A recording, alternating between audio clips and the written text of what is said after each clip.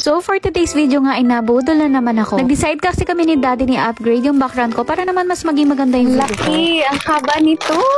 Grabe, ang haba niya. Meron siyang kasamang ganito para pag didikit nyo na sa wall. So let's go, itry na natin! Wow!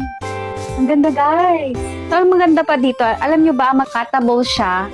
Cutable siya and super flexible. Pwede nyo nga siyang iktay ng ganito. At alam nyo ba, pwede rin itong pang outdoor kasi waterproof to. Ganito siguro yung ginagamit sa Neon Lights kasi sobrang flexible niya.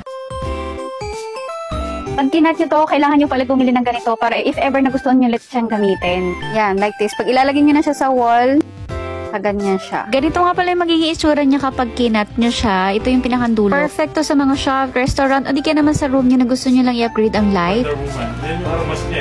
Ang funny nga dahil sabi ni Daddy dyan, yan daw yung latigo ni Wonder Woman. Kaya yan trinay ko. Alam nyo ba, quality talaga to kumpara dun sa iba kasi sobrang kapal niya. Meron silang 5, 10, and 15 meters. 15 meters nga rin pala yung kinuha ko. Meron silang white color, warm white, ice blue color, and yung color pink. Kung gusto nyo rin mag-upgrade, check out na. Thanks for watching.